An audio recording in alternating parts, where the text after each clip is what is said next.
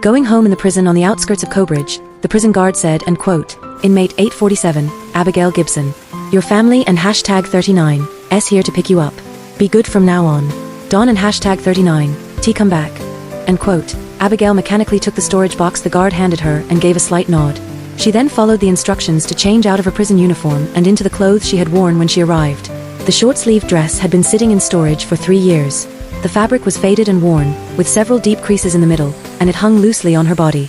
Abigail thought, and #39, family? And #39, she let out a cold, mocking laugh. 3 years ago, the Gibson family had shown up at the orphanage with a paternity test, tearfully claiming that she was their long-lost heiress and brought her back to Cobridge. It was an #39 until she got there that Abigail found out her biological parents had adopted another daughter named Daniela Gibson to ease the pain of losing her. The Gibson family had raised Daniela like a princess for 15 years and couldn't and #39 bear to let her go. To outsiders, they vaguely claimed Abigail had been sent to a village because of health reasons, while saying Daniela was her younger sister and still the youngest heiress of the Gibson family. But then Daniela hit and killed someone with her car.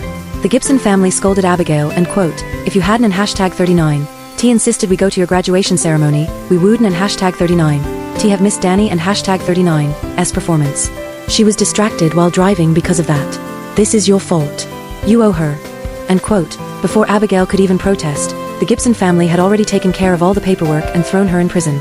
Abigail thought, and #39, what family do I even have left? And #39, the prison gates slowly opened.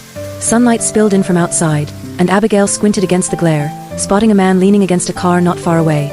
He wore a beige long trench coat, a stark contrast to Abigail and #39's thin dress, like they belonged to two different worlds. That was Stephen Gibson, her biological second brother.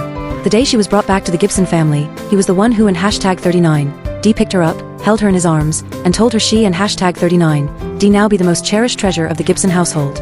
But later, it was Stephen who pinned down Abigail and #39's hand and forced her to press her fingerprint on the confession letter just to protect Daniela. Seeing Abigail standing still, Stephen walked up to her and reached out to take her bag.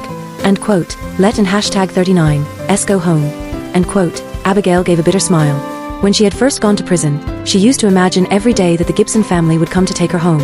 But in prison, Abigail had been beaten until she vomited blood, starved until she had to crawl on the floor, and locked in the bathroom all night shivering from the cold. She endured all of it and made it through 3 years, and not once did anyone from the Gibson family come to see her. Now Abigail had finally accepted the truth, that between her and Daniela, the only one the Gibsons ever truly loved was Daniela. Stephen saying in quote, "Let and #39's go home" in quote, didn't and #39 seem to mean much to Abigail anymore.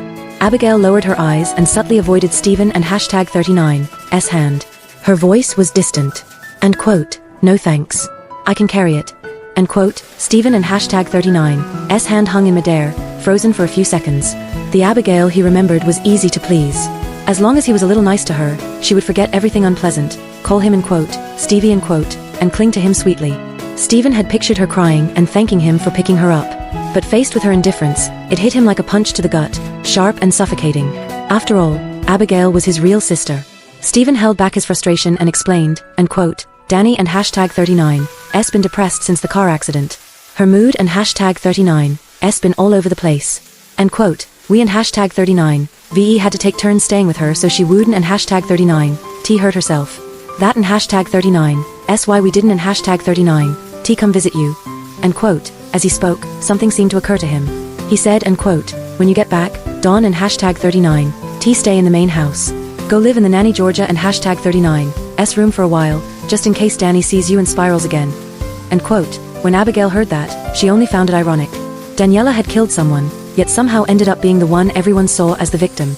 The whole family took turns looking after Daniela, and they were so caught up in it that they forgot about Abigail, their actual flesh and blood sitting in prison.